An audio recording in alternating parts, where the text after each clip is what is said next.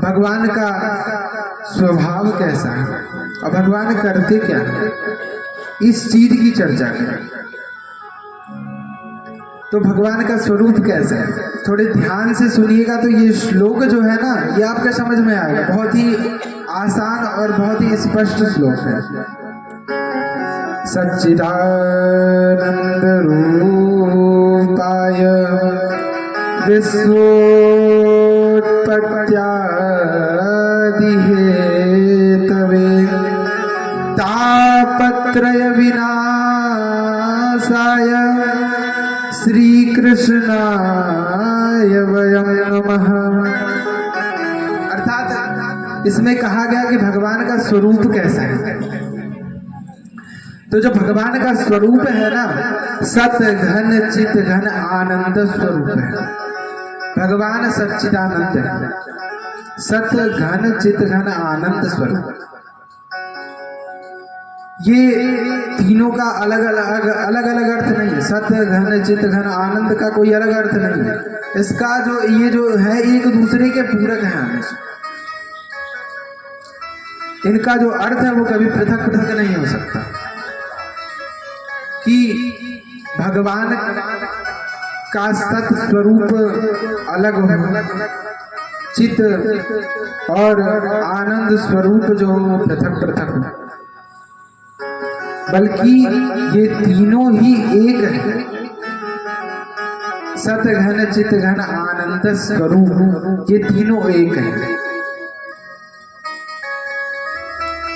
ऐसे सच्चिदानंद है हमारे प्रभु। बोल सच्चिदानंद भगवान की। और स्वरूप तो बतला दिया, भगवान करते क्या है। विश्वोत्पत्त्यादि हेतवे, अर्थात विश्व की उत्पत्ति, पालन और संहार करते हैं। और ऐसे भगवान श्री कृष्ण के जो चरणों में जाता है ना, ऐसे भगवान श्री कृष्ण के जो चरण शरण रज ग्रहण करता है ना, उसके जो तीनों ताप हैं वो नष्ट हो जाते हैं। उनके तीनों तापों का भगवान हरण कर लेते हैं। और ये तीन ताप हैं क्या।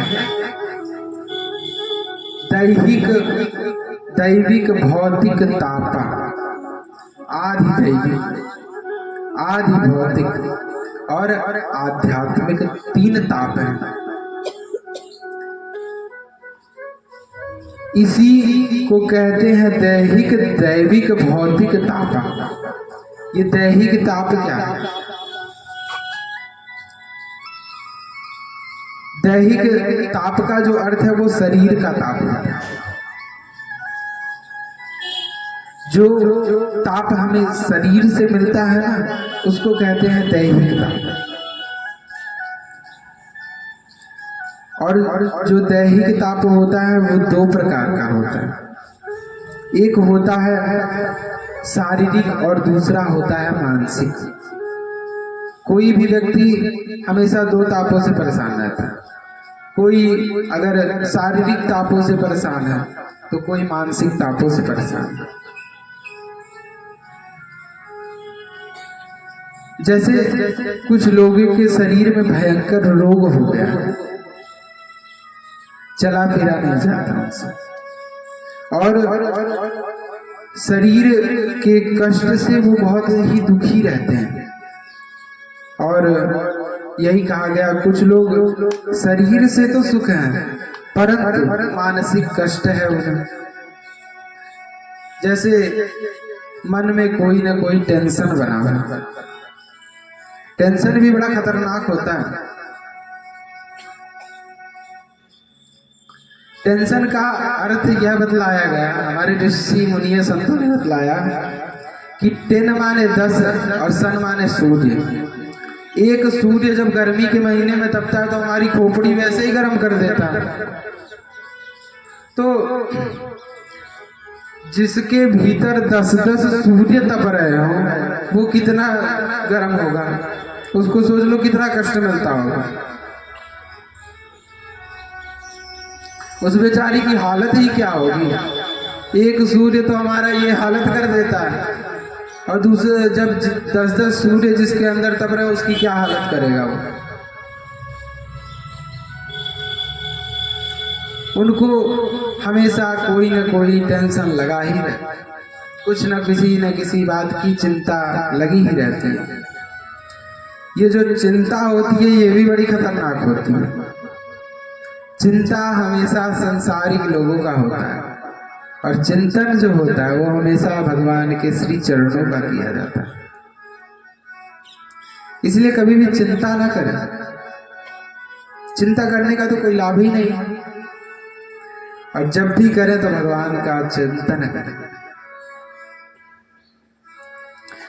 तो इसको कहा गया कि शारीरिक और मानसिक ताप, इसे दैहिक ताप कहते हैं।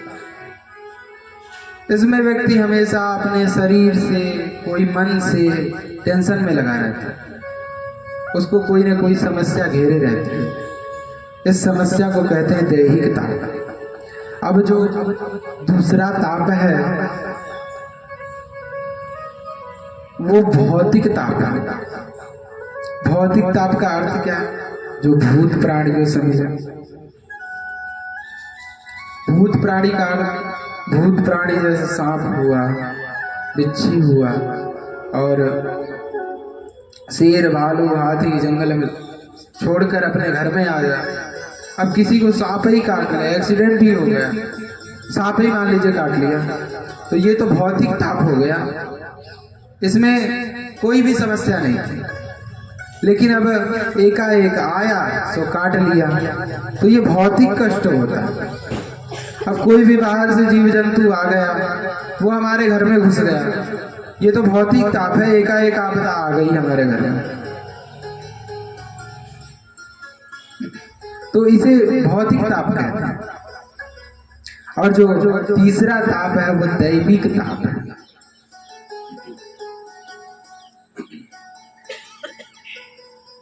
जो दैविक ताप है इसका अर्थ क्या है?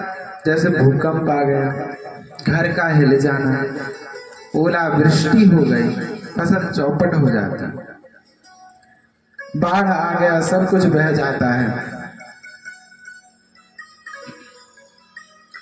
तो ये दैविक ताप है।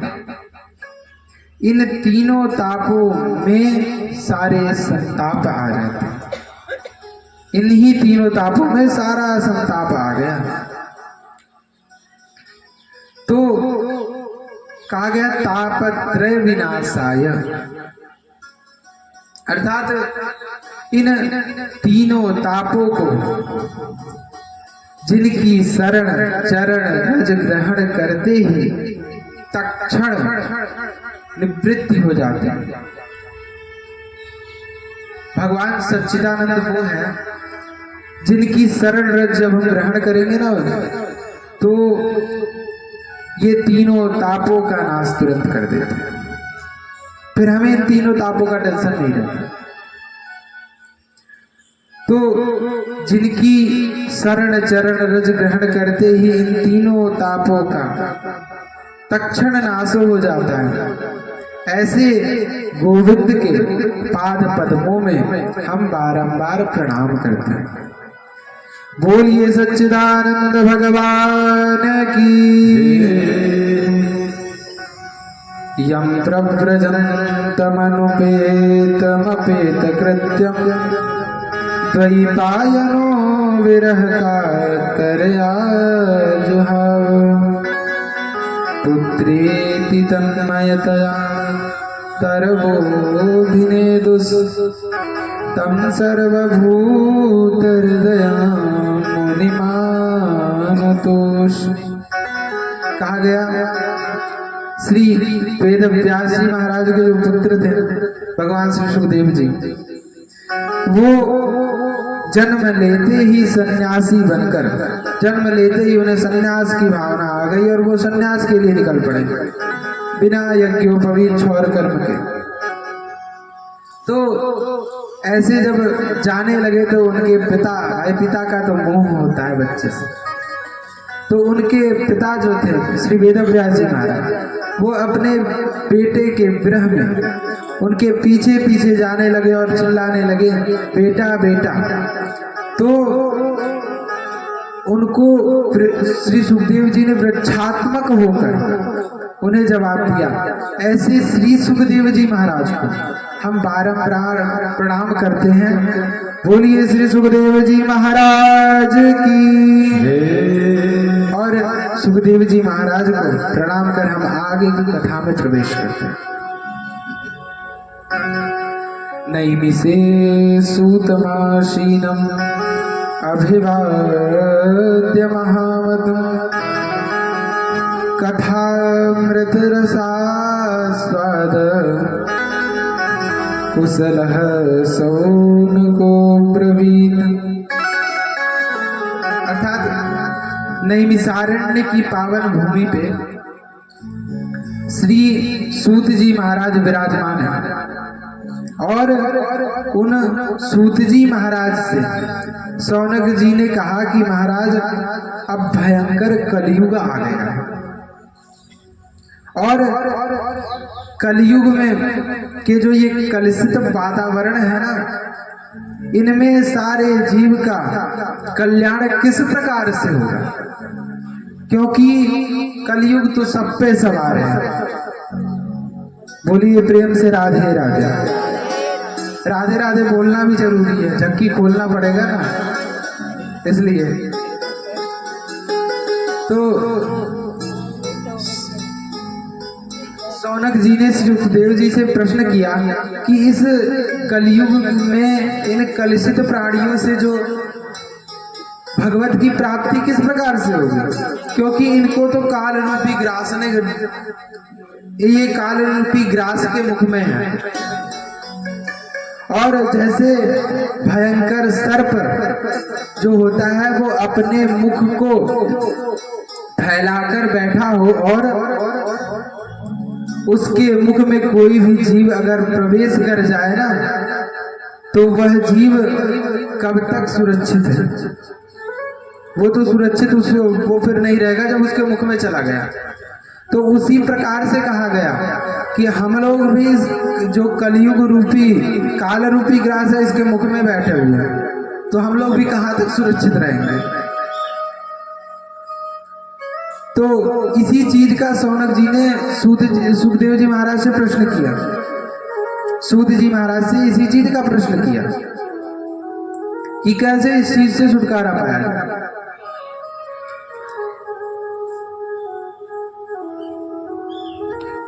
तो ये जो कलयुग है ये अपना मुंह खोले तो बैठा ही है।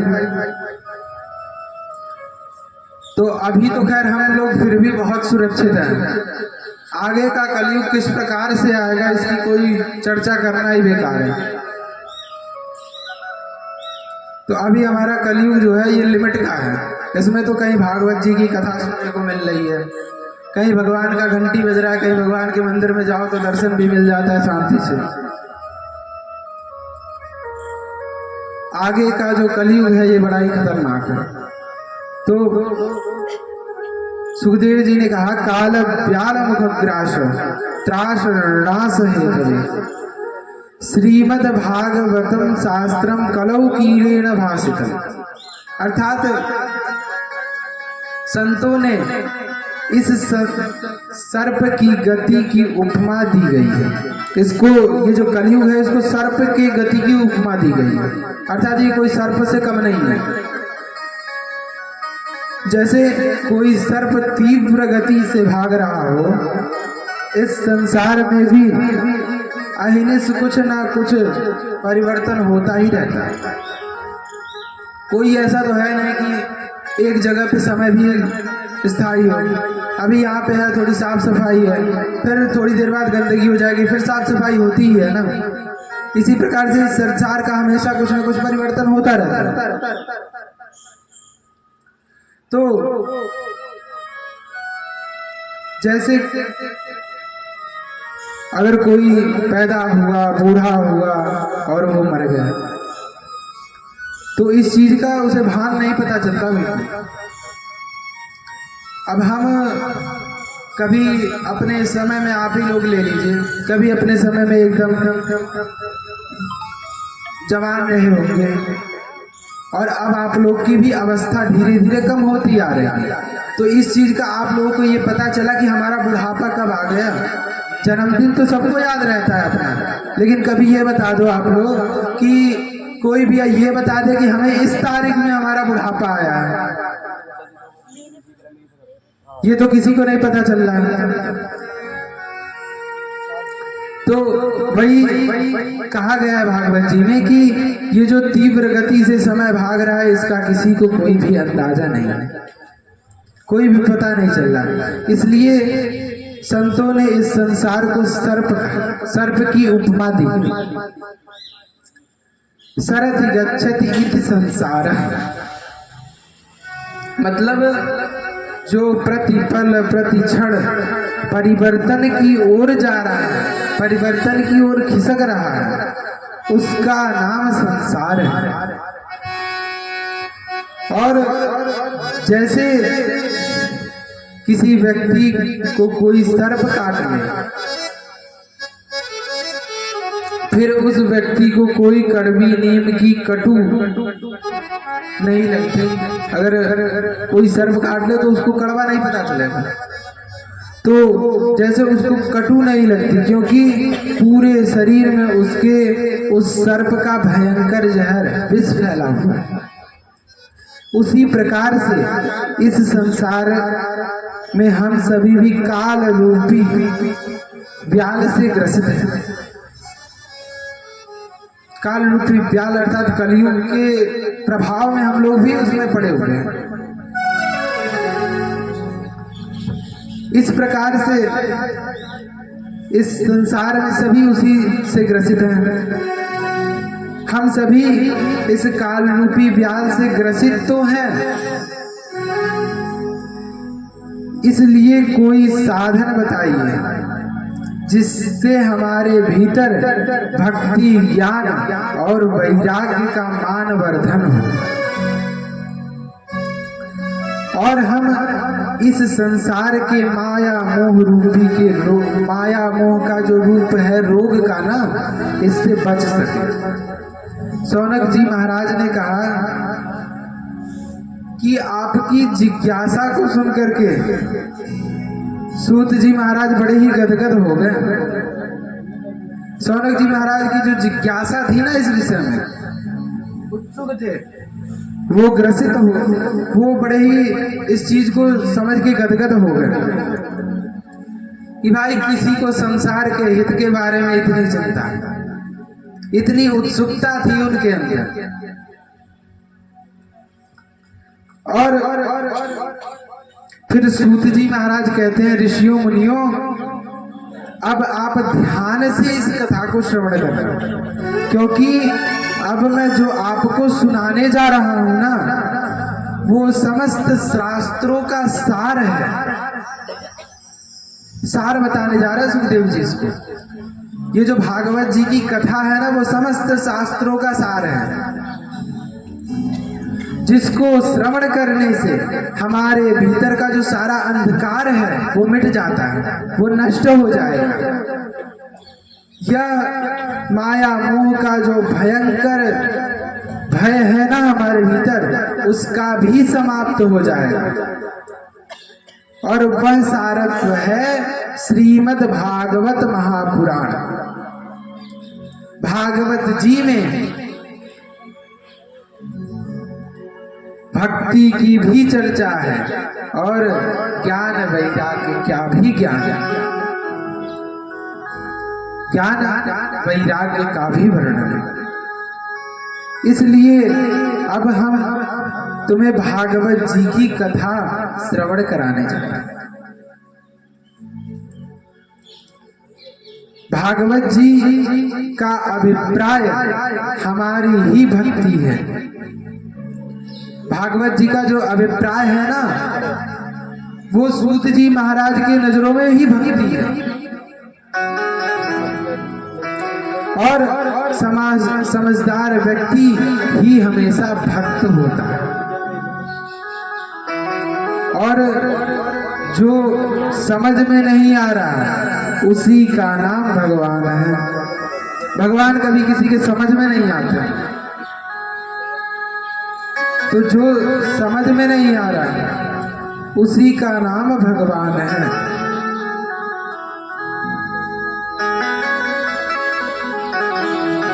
और तुम्हें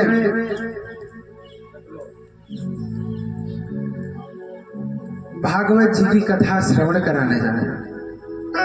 तो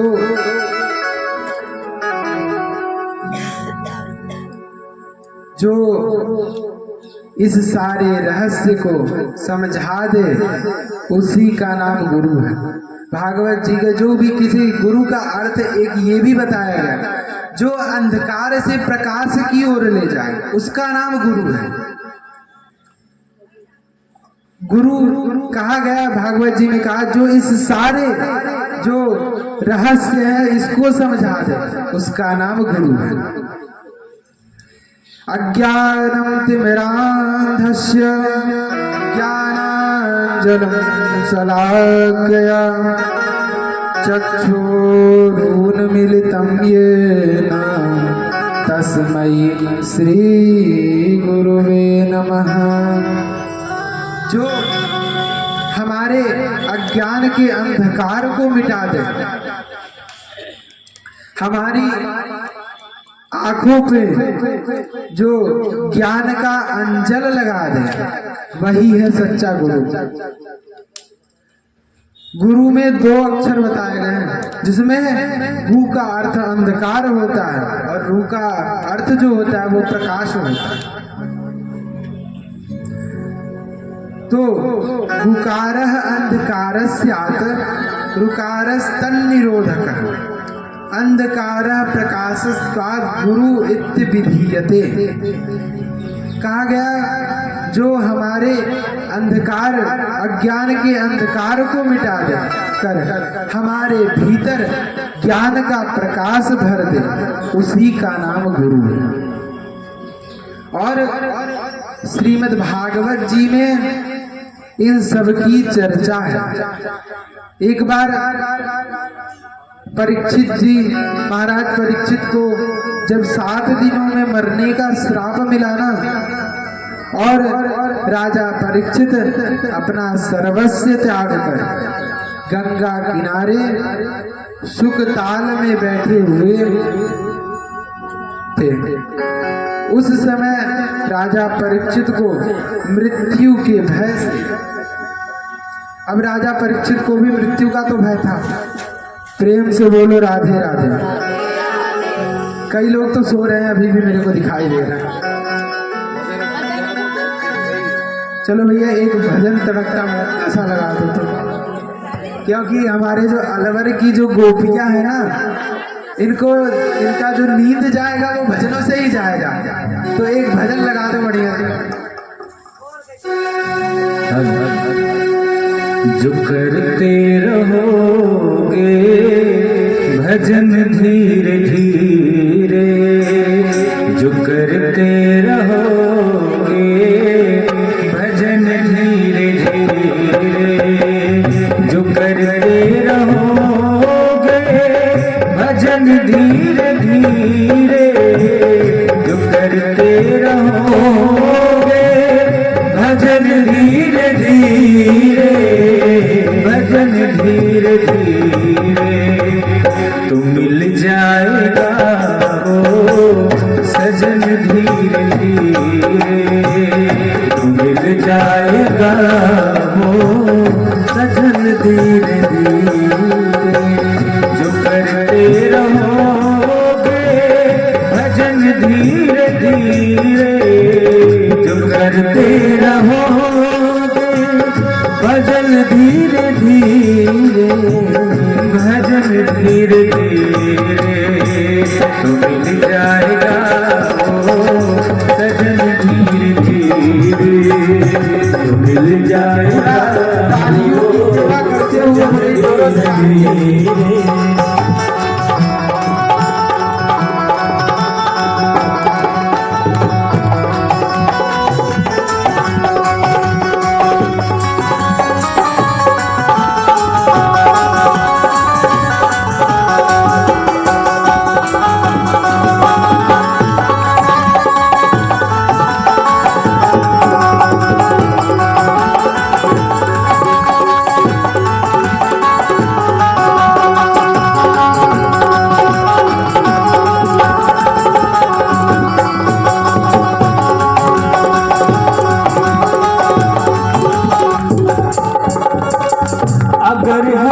मिलने की दिल में तमन्ना, अगर हमसे मिलने की दिल में तमन्ना, अगर प्रभु से मिलने की दिल में तमन्ना, अगर हमसे मिलने की दिल में तमन्ना, हो दिल में तमन्ना, कर शुक्राना कर धीरे धीरे, कर शुक्राना कर धीरे धीरे, जो करते रहोगे भजन धीरे धीरे, जो करते रहोगे भजन धीरे धीरे, भजन धीरे धीरे, मिल जाएगा वो सजन धीरे धीरे,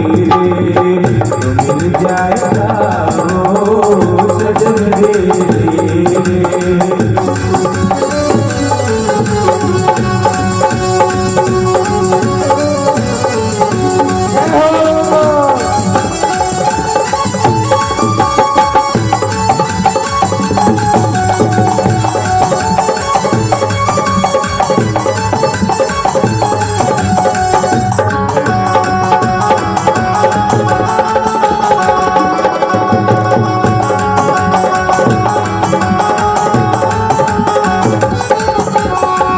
कोई काम दुनिया में मुश्किल नहीं है, कोई काम दुनिया में मुश्किल नहीं है, कोई काम दुनिया में मुश्किल नहीं है, कोई काम दुनिया में मुश्किल नहीं है, ओ मुश्किल नहीं है, जो करते रहोगे यतन धीरे धीरे, करते रहोगे यतन धीरे धीरे, जो करते रहोगे भजन धीरे धीरे, जो करते रहोगे भजन धीरे धीरे, जो करते रहोगे भजन धीरे धीरे, जो करते रहोगे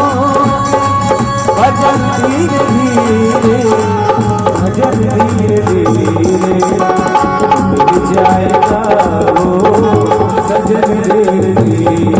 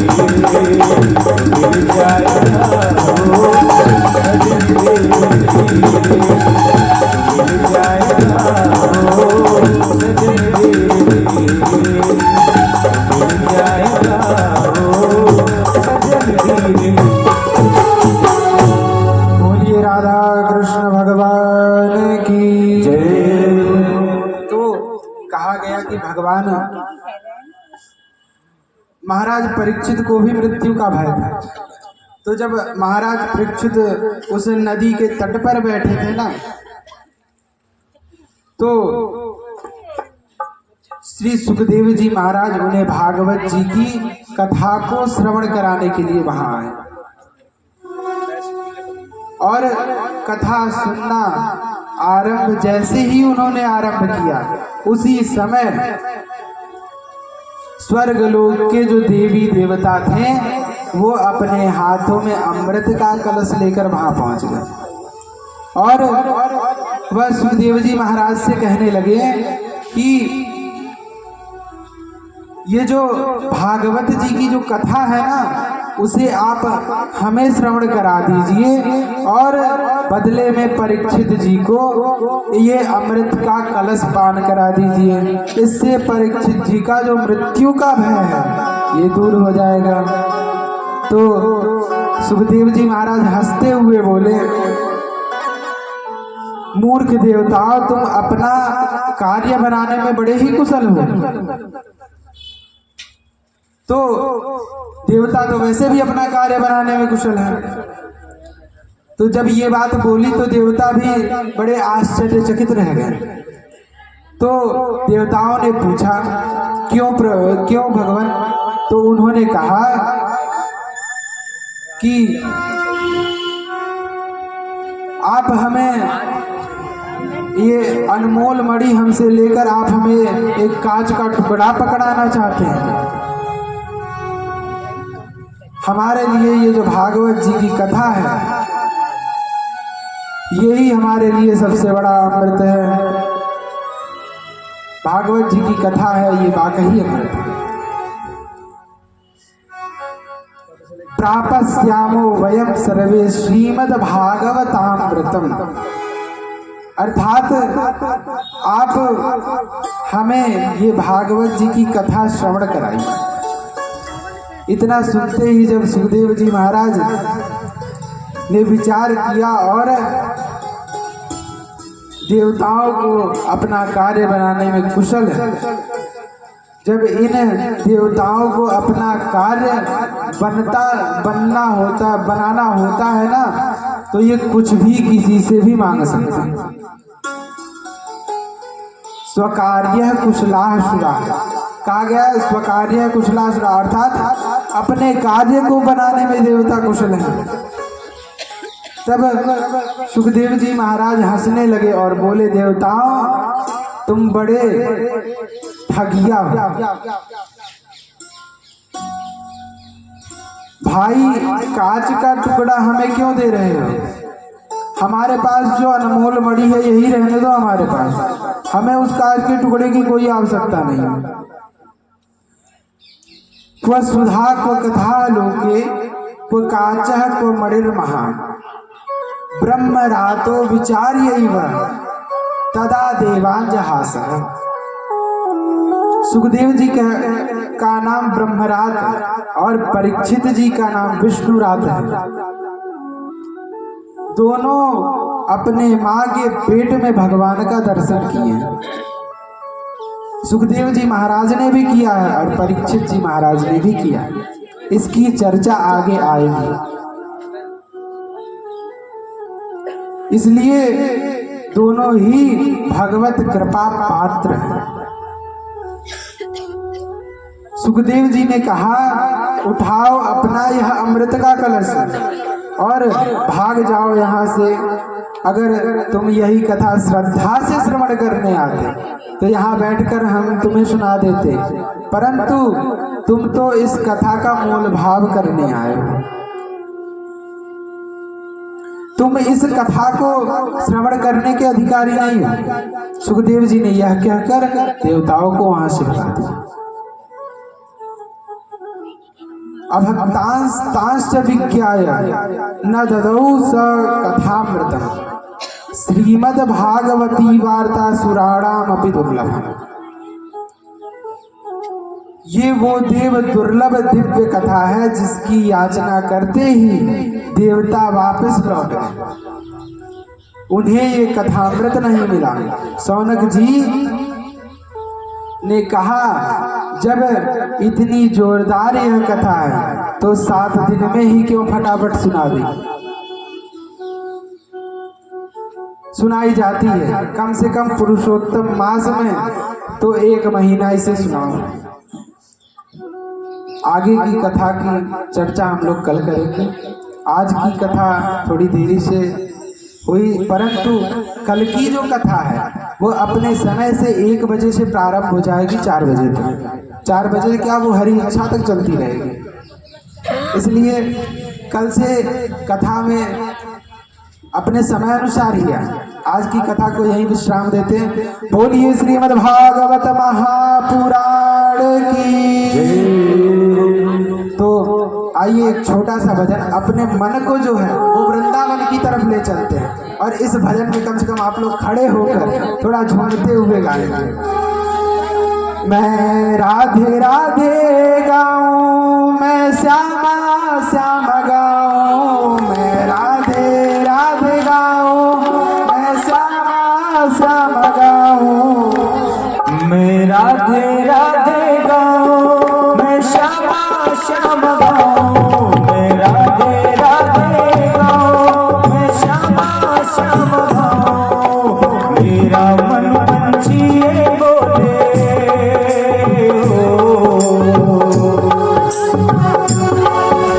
मेरा मन पंछी बोले उड़ वृंदावन जाओ, ब्रज की लता गावे, मैं राधे राधे गाओ, राधे राधे गावे, मैं राधे राधे गाओ, मैं राधे राधे गाओ, मैं श्यामा श्यामा गाओ।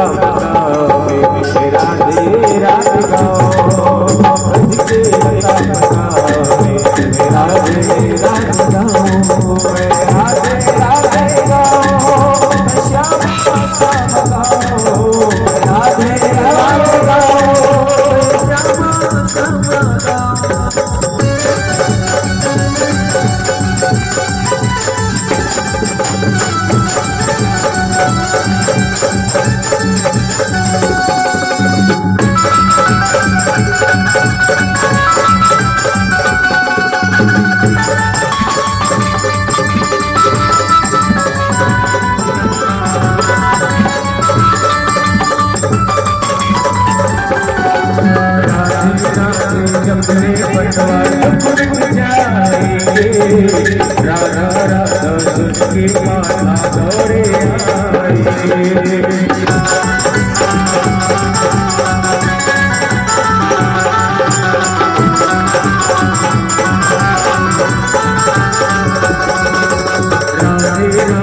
जपने बनवा दुख मिट जाएंगे, राधा राधा सुन के माता दौड़े आएंगे। प्यारे राधा रमण तुम्हारे